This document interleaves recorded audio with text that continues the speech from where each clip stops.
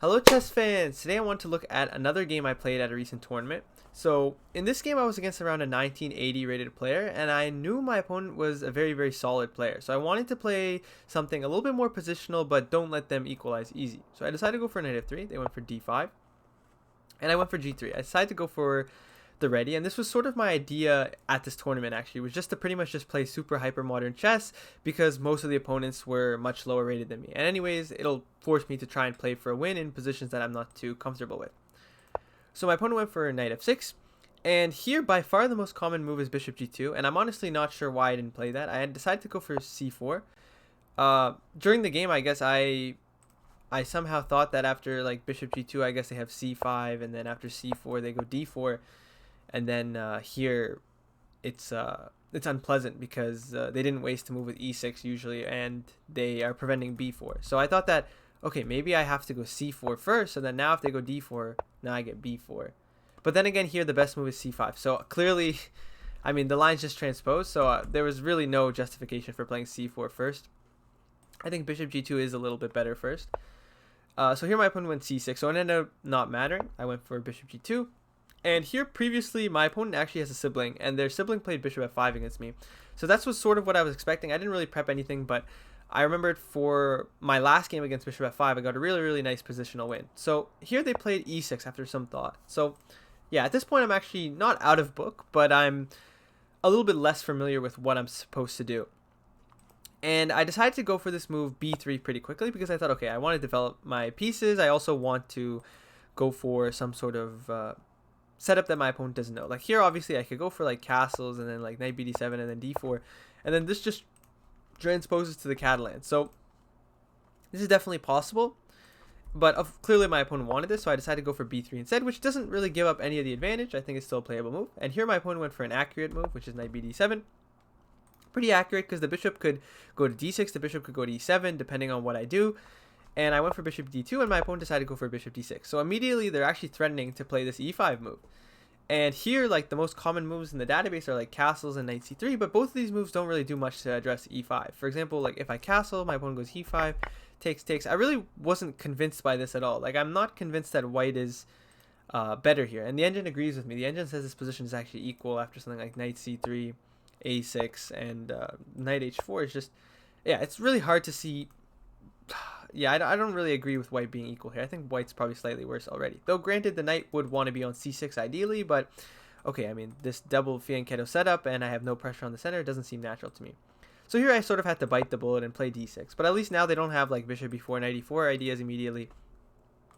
And my opponent pretty quickly castles, which I thought was the most reasonable move. I castled, and now here my opponent played knight e4. So actually it doesn't matter. My opponent could have played knight e4 here, in which case the same thing would have probably happened. And the only difference was here they gave me the option of knight bd2, but I don't think knight bd2 actually changes much. For example, like, let me just check very quickly. Knight bd2, knight e4, yeah, like it doesn't change anything at all. So instead of that, my opponent went knight e4, and yeah, here yeah, just take a few seconds to see if you can find the move. I actually ended up playing the best move here, which I was really happy to find. I think it's a really strong move, and it's pretty indicative of where your pieces want to be in this sort of setup in the Catalan. One of the most, or not the Catalan, against the Stonewall setup, because clearly my opponent is going to go for f5 now. The most important square on the board pretty much is to this e5 square and this e4 square. These are going to serve as outposts for the knight. So you want to make sure that as white you're controlling this square, and as black you're controlling this square. So my next move is predicated on the idea that I do want to have more control of over this square, and I went for this move knight e5. And it has a lot of concrete reasons for why it's played. The main idea is sort of to put the piece here, but also to get the knight to d3, to allow the pawn to go to f3 and the pawn to go to e4, pressure on that side of the board, but also the knight just stands way better on d3. And I remember I actually had a different game in this tournament where I was playing against the IQP and my knight was on d3, and I just thought my knight was really good. Now, it turns out my evaluation in that game was wrong too, but okay, here this knight e5 move is really strong. And here, for example, if they take and like go something like bishop c5, I'm very quickly going to check here. Yeah, the position is very pleasant. I guess the engine really likes queen c1, which I guess maybe comes with the idea of bishop a3 or something. Or, yeah, queen c1 is pretty unobvious to me. But I guess in the future, this knight is kind of weak. It has really no retreat squares. And black doesn't really have any concrete threats. Maybe I can just develop naturally, like, let's say queen c7. And okay, the engine really likes this. Okay, and this is just completely winning. So maybe black has to take this way, and then this pawn is falling. after like bishop d4. Wow. Okay. Their structure is really bad. Okay, it's really a complicated line, so I won't get too deep into it. But yeah, basically here white is winning. I calculated that. I don't think I saw queen c1. I just saw the general idea that maybe queen c2 and black's position is very bad, so they can't really take. And if they take with the bishop, of course, they just give up the bishop pair for no reason. No point in doing that. So what I was expecting here is this move f5. And here my plan was go f3. And here I thought they were going to go back. I go knight d2, something like takes, bishop c5, king h1, and knight d7. And here I thought it was significantly better. Here the move I was planning to play was e4, in which case after like f takes, apparently after rook takes, I thought I was just doing really well here. Apparently I'm supposed to take with the bishop because after something like here, knight b6, I have takes, and knight e4 with this pin. And after queen c7 takes, here we get to the end of this sort of really complicated line, and white is significantly better because I have the bishop pair, and my pieces are all pretty nice. Like plus 0.3, so not really significantly better. Here, instead of e4, which maybe is a move that I played because I'm a little bit of a amateur, I think that a much better move would have been f4. And the engine confirms that, and pretty much black just has a completely losing positional game here because of the fact that their bishop is so bad. And I can go for like rook c1, queen c2, eventually look for g4 ideas, eventually look for a3, b4 ideas, play on the c file, and all my pieces are good here. My knight even has this d4 square to target this backwards e6 pawn, and yeah, position is really nice, plus 0.6. So f5 is playable, and yeah, generally the position is really pleasant already for white here.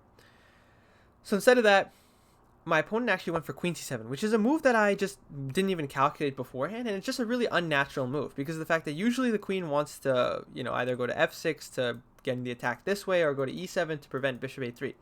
So it's a little bit unnatural. And yeah, here I went for the move knight d3, which is pretty much the only move. I pretty much had to prove my idea is correct because now the knight controls here. I have f3 available. My opponent went for f5, and here maybe I should have gone for f3.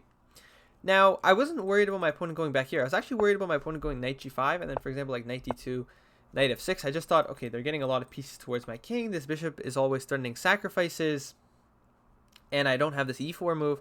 And I didn't really see what move I played here. I'm curious. Oh, yeah, the engine just really likes b4, and I guess we just play slowly. But, yeah, this wasn't too obvious to me. I thought maybe even queen f7, queen h5 comes. Knight can come to h3, some ideas like that, and then sacks here. I was honestly seeing ghosts, probably. There's no concrete line that's very good for black here, but I started seeing ghosts. And I went for knight d2. I thought that, okay, maybe I can get my knight to f3, which then it can go to e5 if he goes knight here. And then if they decide to trade, then, okay, my position is really pleasant because they gave me a free move with queen d2, which helps me connect my rooks, and there's no attack now. So I thought, positionally here, I must be doing really well. Usually when you have more space, as I do in this position, you don't want to trade, but I've traded one piece that could be used in the attack. So typically the idea in the Stonewall is that you accept this positional concession of the e5 square and the backwards e6 pawn in exchange for some sort of attacking ideas. And yeah, here obviously trading a piece is pretty good for me. So here my opponent went for knight f6. And I also wanted to point out one thing, is that a lot of people maybe are tempted to play like bishop a3 or something like that to get rid of dark squared bishop, because clearly this is their good dark squared bishop. But actually, recently I actually was playing the Stonewall, and I found that this idea of like wasting a tempo is actually really important for black. And black often gets a really big attack when you waste a tempo with like g5 and f4, and it gets really scary. So even though that is something that you want to do positionally here, actually white seemingly doesn't have all the time in the world to do that. Okay, so knight f6, here I went rook c1, just activating my rook. My opponent went knight e4, and I went queen e1. Now, queen e1 is sort of a little bit of an innocuous move, because it's just like, why would you play queen e1 instead of queen c2? So the first idea is, okay, queen d1 I obviously don't want to play, because then my queen just came from there. But queen e1, the idea is that I eventually want to play f3, e4, and the queen's going to defend that. I also want the queen to be able to come out on this diagonal. We're going to see why later in the game. And finally, I wanted to keep the rook with an eye here. And I just thought queen e1 just accomplishes everything I want. It also protects the e2 pawn in case there's ever tactics like that, and it protects the g3 pawn in case there's any sort of sacrifices with f3. It's very multi-purpose move. And here my opponent made what I think is the first significant mistake of the game. Now, the engine actually doesn't rate it as a significant mistake. It says that it's maybe plus 0.2, but I think practically, like, the position just becomes way too difficult for black here after this position. My opponent decided to play move bishop d7, which looks so natural. Like, you're just developing a piece, like you're going for this typical Stonewall idea, but yeah, black is just way too slow here and is already having problems. Here, I think you needed to play this move queen e7. And it's for the specific idea that now the bishop has some retreat squares, but also the queen can participate in the attack. So after f3 here, something similar to the game, and like bishop f4, here black is maybe not doing so bad after knight h5. Though granted, actually this position is still plus 0.4, so okay, it's still very difficult. I think that's just the choice of the opening, deciding to go for the Stonewall and this weird queen c7. But yeah, here the position is not so bad. But instead, after queen e1, my opponent went bishop d7, and now I went for this rook c2 move. I was going to pause the video there, but rook c2 is a very, very, very strong move. And it has a lot of different ideas. First, the idea is maybe we double on the c file. Second idea is to defend the second rank. If I ever push f3, e4, now the rook can slide over and double up. The fourth idea is I actually clear the c1 square for the bishop, which is another really, really important idea. The fifth idea is I make a waiting move, because now the most natural move for my opponent is to go here. But that's just a bad move, and we're going to see why, like, when my opponent plays that move, my position just becomes so much better. So, like, yeah, pretty clearly my opponent played this without too much thought, and I think it's just another bad move. At this point, okay, my opponent needs to go queen d8 and then queen e7, yeah. So, I pretty much knew my opponent was going to do this, and I knew that it was a bad move. So, here, after f3, here a sort of forced combination comes that gives me a large advantage. Now, it's not too forced, but the moves are pretty obvious. So I go f3, attacking the knight. The knight pretty much only has one square, f6. The knight could go to g5, but then I get a tempo with bishop c1 anyways. So knight f6. Now I go c5. Usually you don't want to play c5 to get rid of the center, but now the bishop can't go back because of this queen on c7. Like, if the bishop could magically go to b8, maybe black has less problems. They still have a lot of problems, but after bishop e7, now I go bishop c1. There's no e5. The knight controls it, and so does the pawn, and the queen is misplaced, and I'm going to play bishop f4. So here I think maybe the last chance, as pointed out by the engine, is this move knight h5. And here, yeah, I was planning to go knight here. I thought bishop f6, and okay, I missed g4 actually. So yeah, they have to play a move like bishop like rook a8. Like, the rook is just really misplaced on e8, and like I knew that in the game. And yeah, I thought they were gonna go knight h5, but instead they go queen c8, forcing my bishop to go to f4. So the bishop comes out from its home, comes to this nice e5 square. And yeah, here I just thought I was really winning. Like, I thought that the position is so pleasant. I have every single positional trump. And the good thing about this is black has no plan. So I can just pretty much do nothing, improve forever, and just get the positions better and better and better and better.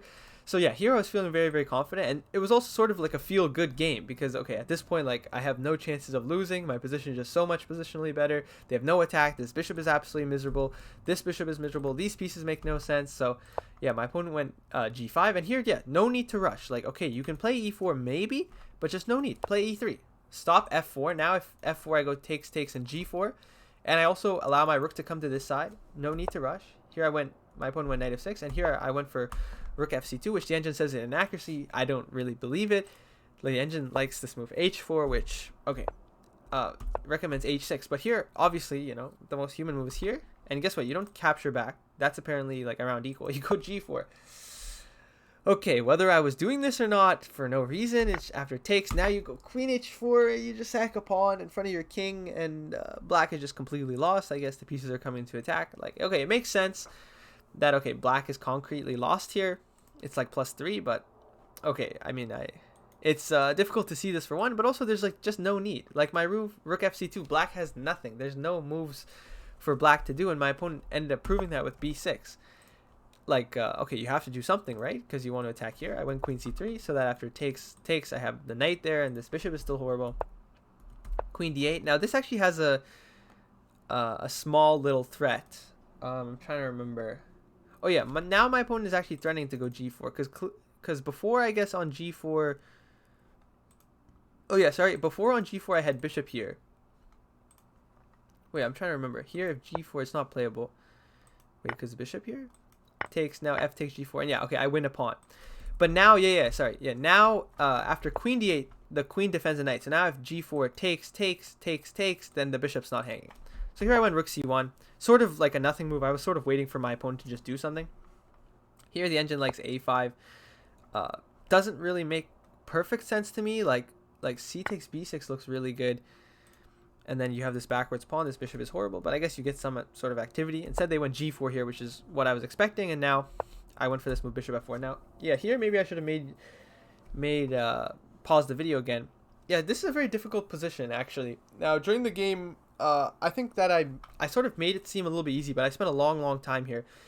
And it's because it's very, very difficult to find a move. Like, I was actually getting worried here that my opponent maybe was coming out of my positional bind, even though I thought I should have been completely winning. Yeah, so here maybe the best move is b4.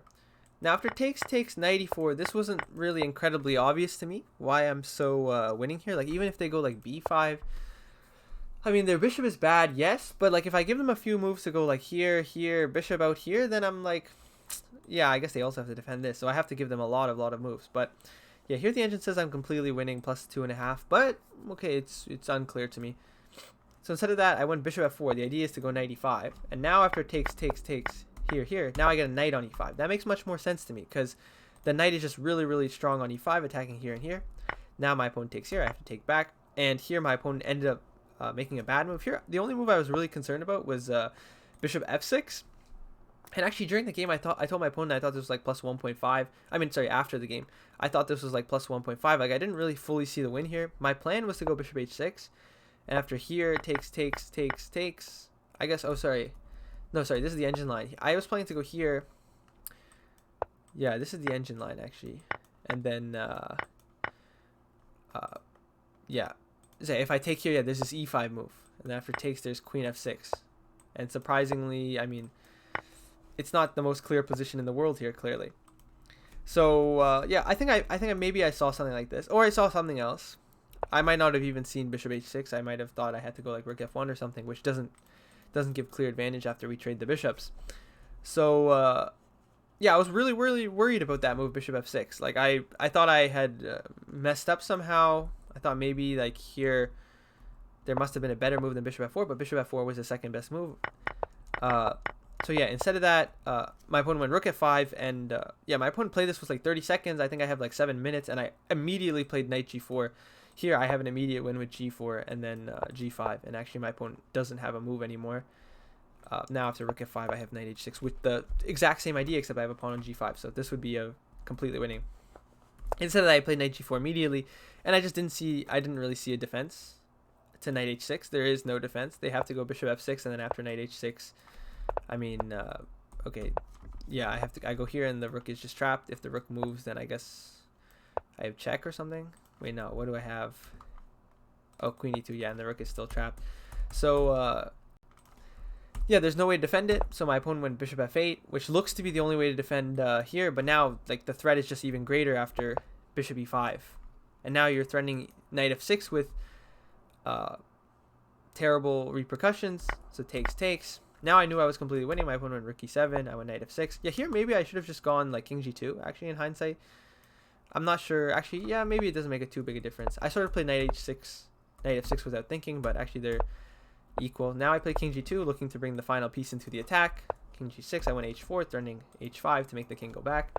h5. Now here I went g4. I don't really care about sacrificing the pawn. I just want to play h5. My opponent went rook g7. Now I went rook f1, so that after takes, I always have some sort of discoveries, and I can sort of play here. It's slow. I can go like king h1 first, just to get out of this. And now my opponent went here, which, okay, at this point, they really had nothing to do. They should have gone like bishop c8, but then after here, okay, the position is already completely lost. This is just a dirty engine line. But yeah, after rook f1, h6, g4, h5, king h6, and now I played bishop f4, and here my opponent resigned the game. In view of rook g5, what's the quickest checkmate? Let me find the quickest checkmate here on the spot.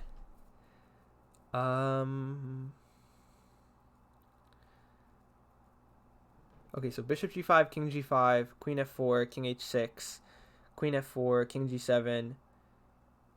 Okay, so this is the line I was looking at. Check here. Oh wait, maybe you just have actually check here, check here, and then, oh no, it's not so simple, huh? Okay, so check here is the other line I was calculating. Check here.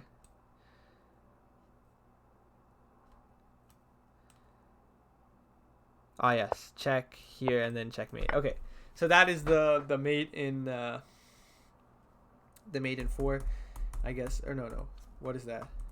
That is mate in 6. So move 39 to move 45. Yeah, mate in 6. So I guess mate in 6 here. Is that what the engine says? Yeah. Okay. Or queen e5 is also mate in 6. Okay, wait. I'll just really quickly check. Did I miscalculate anything? Oh, okay. I missed here. Okay, but this is check here, check here, check here, check. Oh, I missed queen f6 too, so I should go here. Ooh, that would have been a much nicer mate. Okay, but anyways, in this position, after bishop f4, my opponent didn't play rook g5. They decided to just resign. So I think, yeah, really, I think this was my best game of the tournament for sure. I don't really think I made a single move that I would be unhappy with. Like, honestly, all the moves I made, especially coming from the opening, like the moves I made that I thought I was really happy with. I made this move 95. I thought this was really a strong move. Then I made this decision knight d2, which I was happy with. Like f3, I think is still complicated and still it's very unclear. And then I made this move queen e1, which I thought was really nice. Bishop d7, I knew this was a bad move because of rook c2 and bishop c1. Very nice ideas. Rook c2 again, a really nice move. f3, this setup was pretty much forced. And then the final move that I thought I was decently happy with was bishop f4, which creates a square for the knight and just makes the game so much easier to win. And at this point, yeah, just really a very nice positional game. I feel like black just had such a bad bishop, really couldn't do anything, couldn't create any counterplay, tried to create something on the king side, but okay, it was too late. There was really just nothing to be done. So yeah, that's the end of today's video, guys. If you liked the video, please remember to like and subscribe. I hope you learned something about playing against the Stonewall. I think that the general idea is that you have to keep control of the e5 square. You can look for trades for this bishop, for your dark squared bishop, but generally the only thing that you want to do is you want to keep this light squared bishop on the board to where it's bad.